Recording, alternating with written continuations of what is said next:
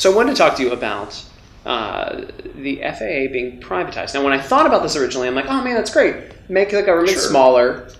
Let private industry make money off. Great for capitalism. Sure. But then I watched your speech on the floor, and you mentioned security, and that doesn't hit you right away. Can you tell us about that? Sure. Look, I've become known for combating waste here with our Waste Watch series. We've covered some of that before. And smaller government, all for it. Efficiency, absolutely. We've got so much waste. And so like bees drawn to honey, conservatives will be drawn to privatization. Sounds good. But in this case, there are certain things that the federal government has to have a role.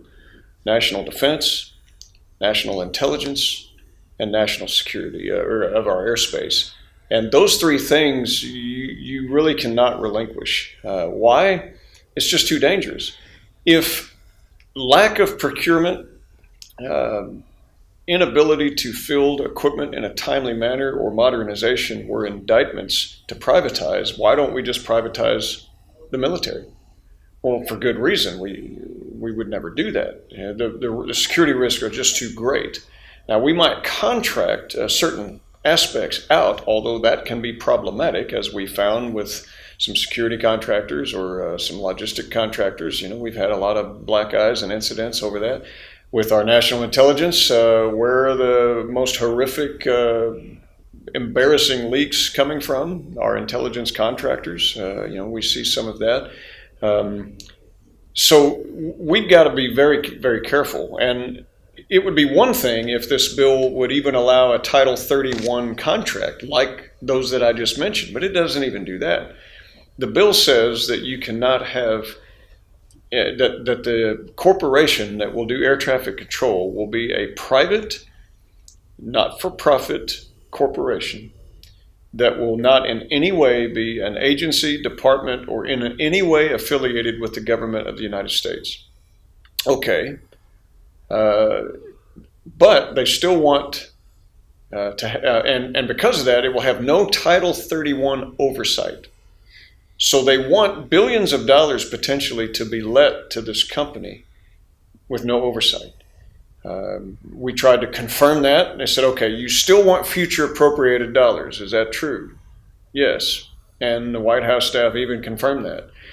Okay, but you don't want any Title 31 oversight and in any way have any association or affiliation with the government prohibiting Title 31 oversight. Is that correct? Yes. Well, right there, red flags should go up. Why? One, it's our constitutional responsibility to have oversight over appropriated tax dollars that the Americans send.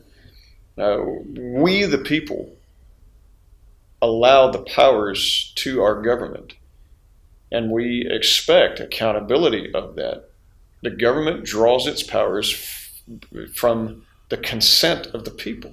And when they consent to send their tax revenues in, they expect the power of the purse and congressional oversight over that. Under this bill, there would be no oversight. Now that opens the doors for some major security concerns. No prohibition on the hiring of foreign nationals. It's a private company. No oaths of office. A lot of people don't realize that our air traffic controllers take oaths of office. If they're in the tower, they take oaths of office. Why? Because they're handling all kinds of sensitive things. See, that's the thing that didn't hit me until literally I watched your speech, because you don't think, oh, hey, by the way, there are private missions that are being flown, and the government has to use this airspace in America. It's not just planes flying over, not just commercial and my Amazon order coming to me. Well, that's it. On any given day, you have border security missions with the Department of Homeland Security or the Border Protection Service. The FBI, they're doing missions. Maybe they're tracking somebody. Maybe you got the Drug Enforcement Agency. They're, small planes trying to sneak in and do different. All of these missions we don't even really think about that go on. And then you get into our intelligence services. They're operating at altitudes that they don't even disclose. Okay, those flight plans, somebody knows the altitudes that they're operating at and the things that they're doing. Who? The air traffic controllers. That's why they got to take an oath of office. They're handling really important stuff. You cannot turn that over to a private corporation that has no Title 31 oversight and has no prohibition on foreign nationals. I mean, imagine what that would do. Where did the idea for this bill come from? Well, the accusation is, and proponents of this bill will tell you in good faith, I mean, that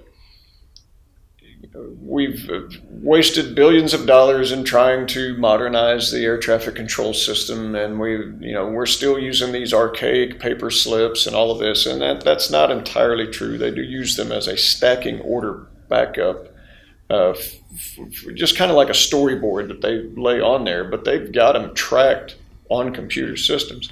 The other thing that people don't realize is that under the next gen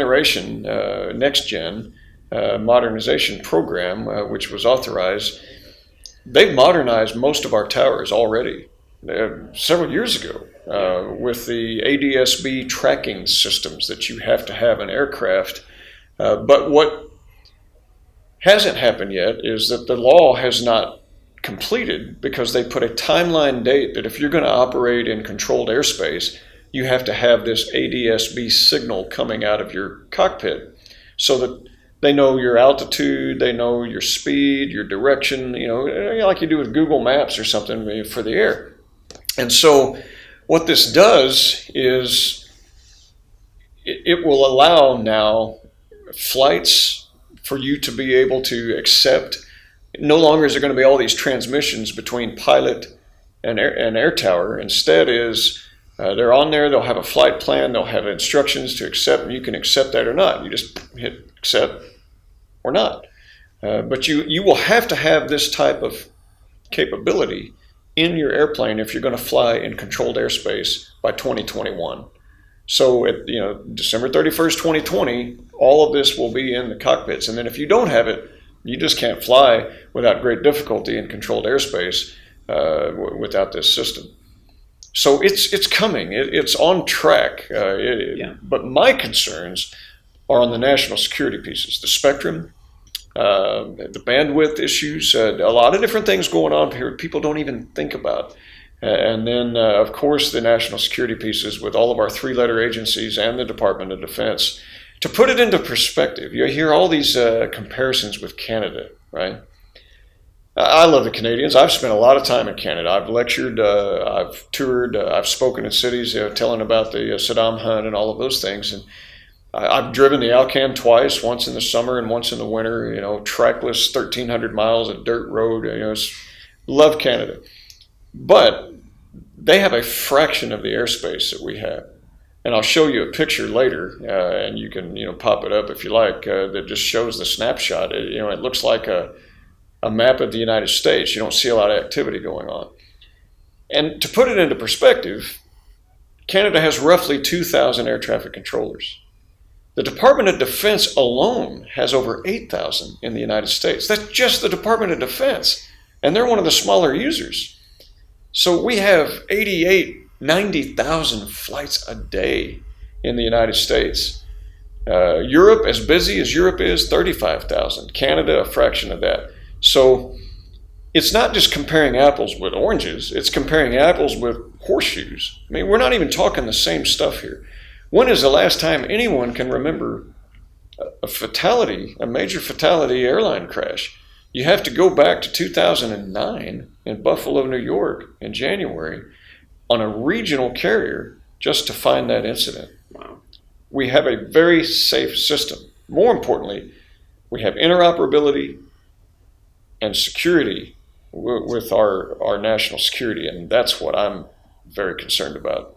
So where can our viewers go to learn more about what you're working on with this? Well, if you go to russell.house.gov, believe me, we're putting a lot of information up to try to educate the public on why we do not need to modernize. We're all for it.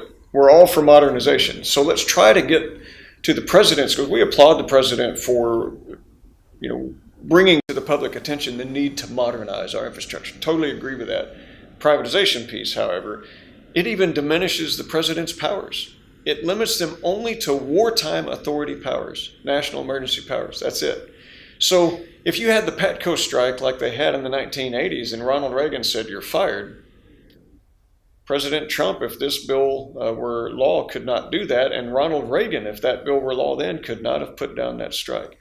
So I don't know why anyone, whether you're an appropriator or you're one of these that want oversight of tax dollars or you get interest in national defense, there are many reasons that we should not support this bill. And I will not, because of these reasons. And they cannot be addressed with privatization because of the Title 31 issues. Wow. All right, so if you guys want to learn more, russell.house.gov, and you got that right? You did. Good, perfect. Yeah. Sometimes I pay attention, sometimes I don't know. And Captain Sully has also come out as a major voice on this, and we're excited about that because if anyone knows about safety and then put it into practice in the most heroic feat of airmanship that anyone can remember in their lifetimes, if not in the history of aviation, he and Jeff Skiles rather, did a fantastic job in the cockpit that day and put the aircraft down in the Hudson.